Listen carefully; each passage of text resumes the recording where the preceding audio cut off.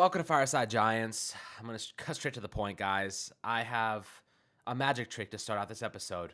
Just got absolutely the shit kicked out of us by the Eagles. And the last team on this planet I would want to get destroyed like that by because their fans make it that much more insufferable to manage. But I'm going to go right ahead and do my magic trick for you so you can, at least have some sort of maybe crack a smile. So I started with this, right? A gorgeous Stella Artois. Gorgeous. And if you look closely, watch this, ready? Suddenly, it becomes this. Fucking bleach. This is what the Giants do to people. You go from Stella, you get to bleach by halftime. It's unbelievable. And right now, I'm feeling hurt, personally. I feel attacked. I feel like this team, I can't even, I'm laughing because I'm nervous. It's physically painful to go what we just went through. Mentally, emotionally, we were confident a couple hours ago. What just happened to us was a wake-up call that we have a lot of weaknesses on this roster. We're not going to spend too long going into each individual thing that went wrong in this game because you guys saw a lot on the field. It's not worth rehashing again. But Anthony, how are you feeling right now? I know it's terrible, but we had a couple things that we wanted to do, and we wanted the Giants to do early on in this game. They did the exact opposite, and it ended up biting them in the butt. And we want to discuss that and kind of how they flopped hard in this game. They looked stunned. If you saw the players on the bench, they looked like they saw a ghost.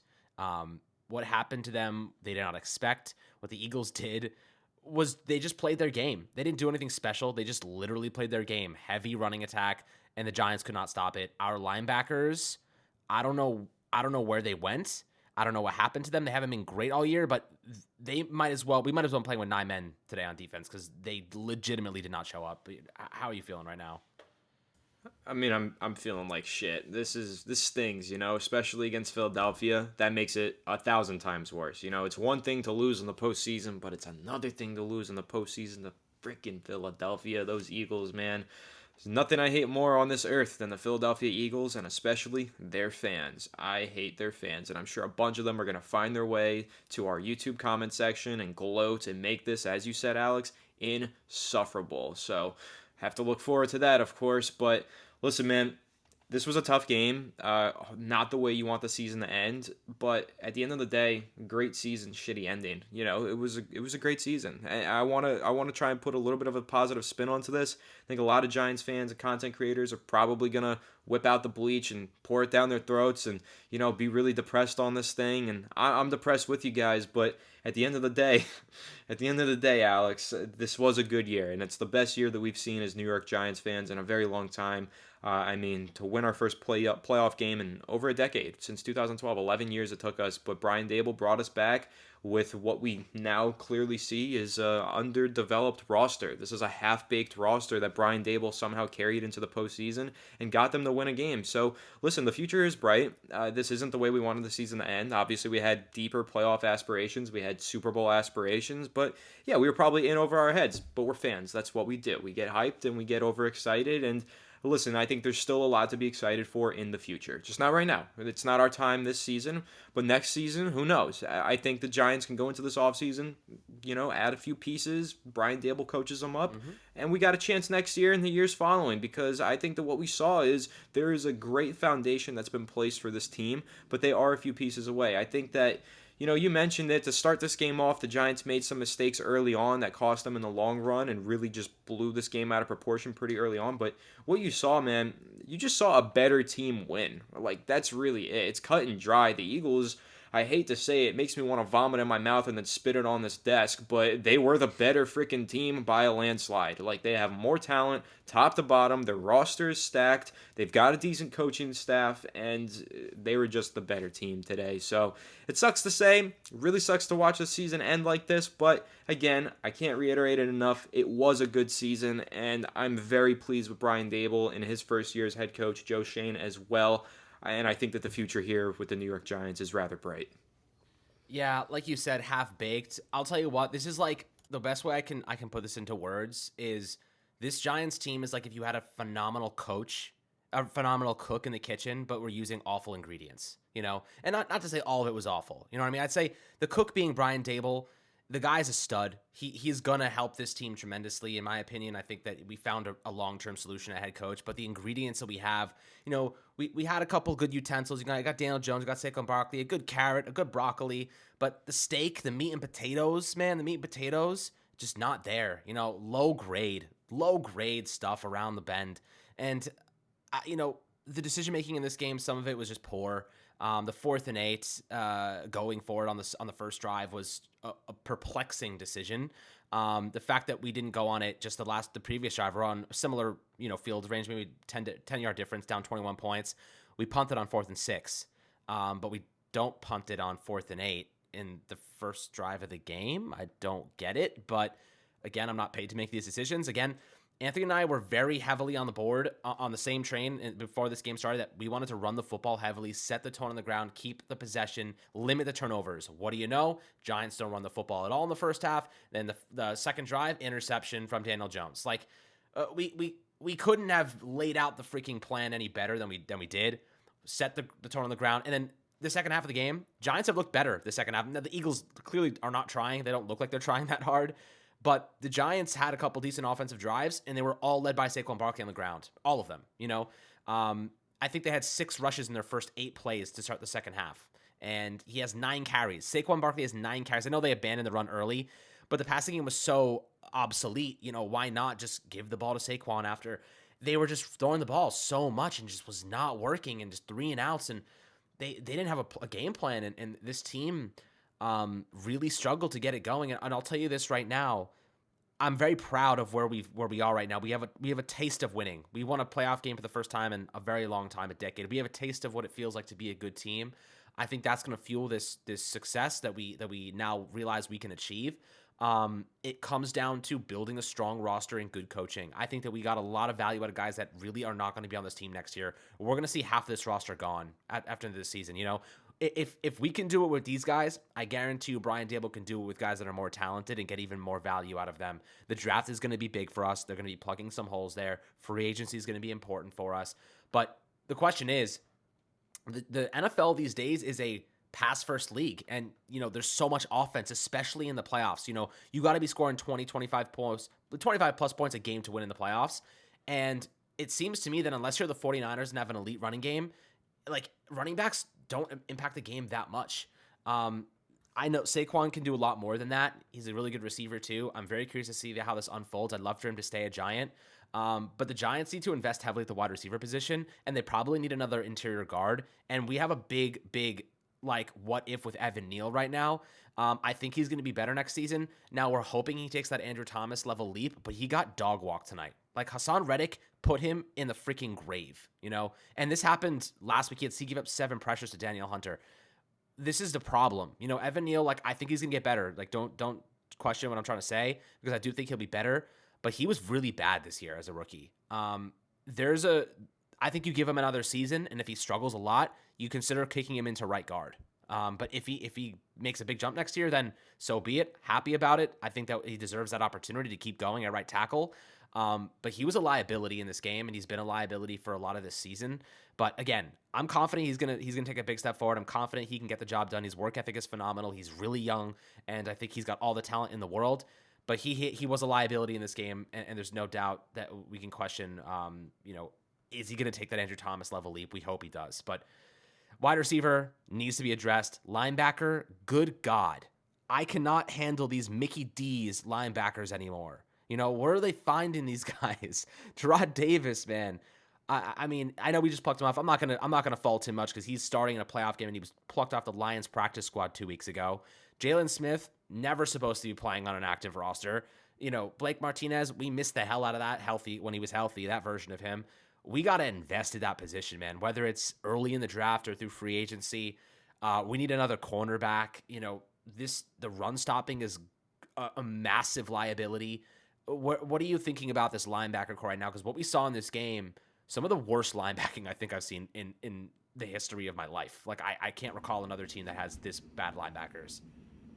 Yeah, this year might be the year that the Giants finally bite the bullet and draft a linebacker in the first round. They might just have to do it, man, because it's been since when, like Carl Banks or some shit, since like 1984. It's been like decades and decades since the Antonio Giants have taken a Pierce. first round pick. Yeah, but a first round pick on a Oh, first linebacker, they round. Yeah, haven't done yeah, it since true. like the 80s. That's absurd to me. Like it's been a problem for the Giants for a very long time. They gotta just bite the bullet and draft a linebacker or something. And now, no, I'm not saying necessarily that they're set. They should be set in stone on that draft a linebacker in the first round. But the point being, they gotta invest in the position. Having guys like Landon Collins midseason, he provided a spark at one point. Pick six against the Colts, that was awesome. Jalen Smith, he had some solid games in there, but overall, you don't get by in the NFL with waiver wire linebackers starting for you week in and week out. The Giants should have learned that lesson a couple years ago. They still haven't learned it. Now I also understand Joe Shane didn't really have a whole lot to work with. You know, he came into a pretty shitty situation that Dave Gettleman left behind. Just tried to make do with what he had. But, man, that linebacker position is disgusting. It's terrible to watch. And another thing that I got to mention, you got to talk about it a little bit. Evan Neal, man, yeah, I think that question about whether or not he should move to right guard or inside, right guard, left guard, whatever, I think that question starts this offseason. I don't think you even give him another year. I think there needs to be a conversation about it as soon as possible. I think the coaching staff just needs to go up to Neal and be like, listen, are you comfortable out there on the tackle spot, or do you need to move inside? Like, what do you want to do? Because pretty much everybody else on the offensive line is disposable. Left guard, center, right guard, all those guys can go. But you've got an investment there at Andrew Thomas and you've got it at Evan Neal. So you got to ask Neal, like, hey, where are you most comfortable? Let's make this work before it's too late, right? Because you don't want it to be another Eric Flowers situation. He plays right tackle, he plays left tackle, he sucks no matter what, and then he leaves to another team and plays guard. Just make it work with Evan Neal. Find a way to make it work. So I think that conversation happens as soon as possible. I think, honestly, Alex, maybe I'll find some offensive line coach to bring on the podcast in the off season. We can take a look at it and see if he's better suited at guard and do a film breakdown right here on Fireside Giants. So I guess stay tuned to that. But with Evan Neal, man, a lot of question marks. You mentioned that he was a liability this week, liability last week. Dude, he was a liability all season. Let's keep it real. He had a rough year. And yeah, I want to see him take that Andrew Thomas step, but those are kind of few and far between, right, Alex? Like sometimes, yeah, it happens. You see a tackle turn it around and really take a big step, but other times you see them bust out of the league like Eric Flowers did. So it's going to be tough. Let's see what happens to Evan Neal. It's too soon to make, a decision on him and say whether or not he needs to move inside, whether or not he's a bust, whether or not he's going to be a Pro Bowler. It's too soon to tell, but right now, what I know is he needs to be better, and a lot of players on the Giants do. The linebackers, as you mentioned, a lot of pieces in the secondary need to step up, and yes, absolutely, the Giants need to invest in that wide receiver position.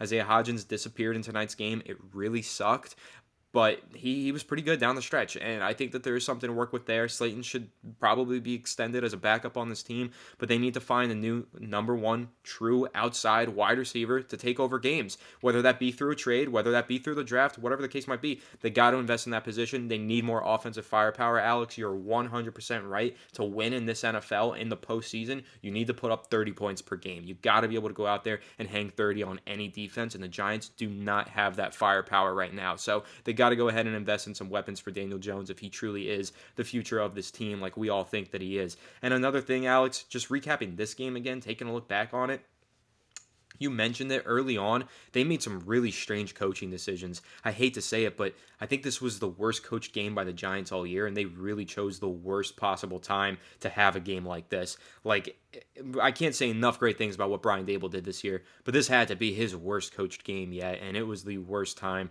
for that to happen. I mean, the fourth down decisions were putrid, but really, you look at that second half and the way that the Giants started to move the ball there, they were running short, quick passing game. And Alex, we said that all week. Listen, sometimes I think I'm a real dipshit, but it doesn't take more than a dipshit to know that going into this game, you cannot drop back into the shotgun and stand and wait in the pocket for 5 seconds against the Eagles defense with Evan Neal as your right tackle. Quick passing game, run the football, set the tone through the running game. That's all we were saying all week, Alex. Like, set the run game from the start with Saquon Barkley and have a quick passing game so that Josh Sweat and Hassan Reddick don't get after your quarterback. We said it all week, and we are not paid millions of dollars to make these decisions. So I don't know, man. That was really frustrating to see. Listen, Mike Kafka. He's getting his head coaching consideration. What a job he did last week against the Vikings. But I said they should have ran more against the Vikings, and they absolutely should have ran more against the Eagles because the game plan that the Giants threw out there to start the game was not it. And it ultimately damned them before this game even really got going. So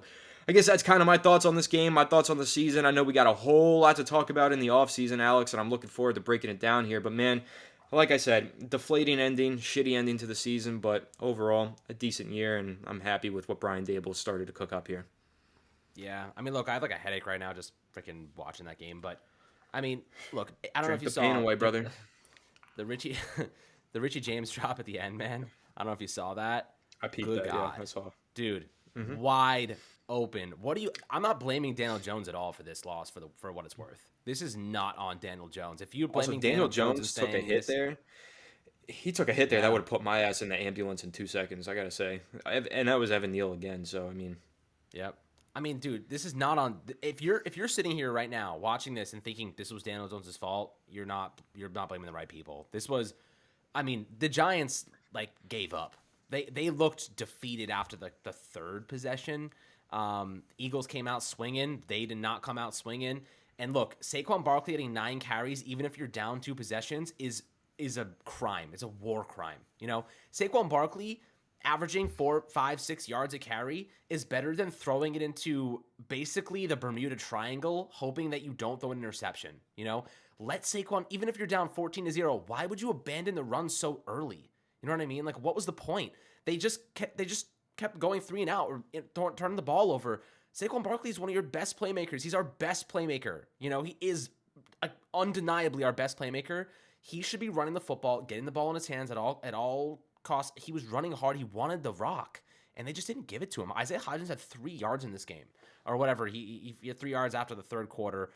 He's still 1 reception for 3 yards. Bellinger 1 reception for 4 yards. We didn't even use our top receiver, and we didn't even use our top tight end. And for what it's worth, they played zone coverage the whole freaking game. It's not like Isaiah Hodgins wasn't open. It's that we did not scheme him open.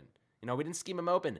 Now, going from the worst defense against the Vikings to the best defense in the Eagles was eye-opening. It was basically a direct message to Brian Dable, to Joe Shane, that we do not have enough talent on this roster. You know, we are severely lacking talent at key positions. Notably, right tackle's a problem. I mean, like I said, I think Evan Neal's going to get better. But right now, it's considered a problem because he's not good right now. He just blatantly is not good. Is he going to get better? Yes, I do believe so. But this season, not good.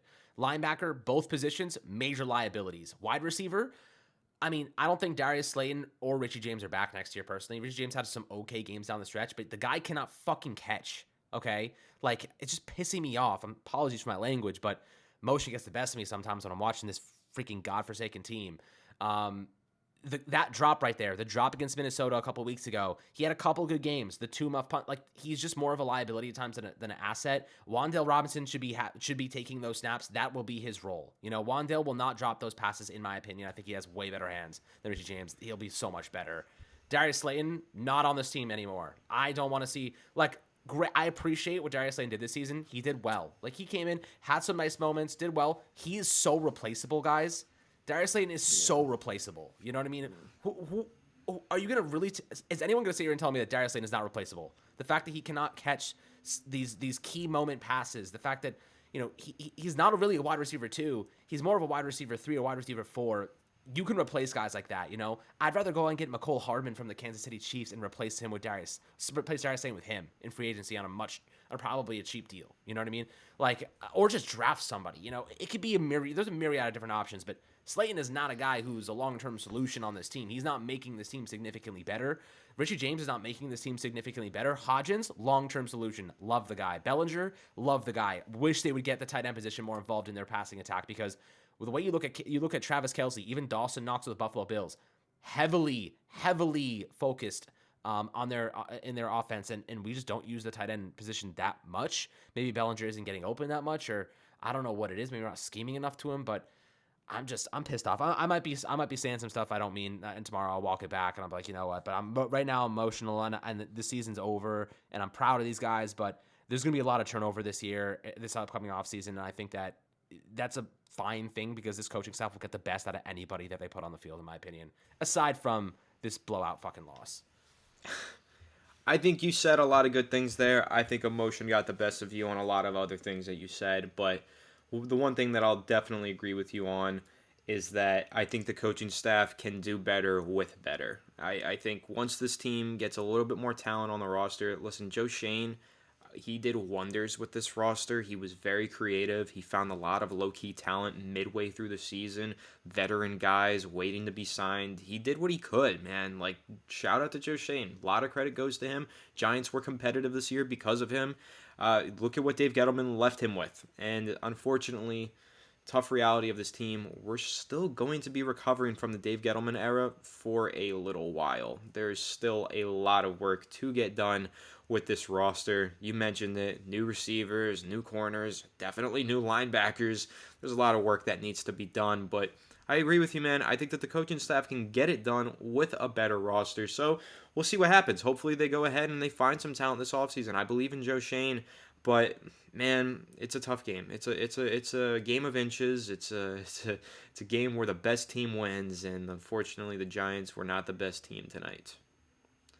I don't know. It No, sucks. they were I'm not. demoralized, man. I don't really even know what else to say, honestly. Me too. I'm down. Me too. I'm down bad. I'm down tremendous. I'm down too, man. But I'll tell you what, future is bright.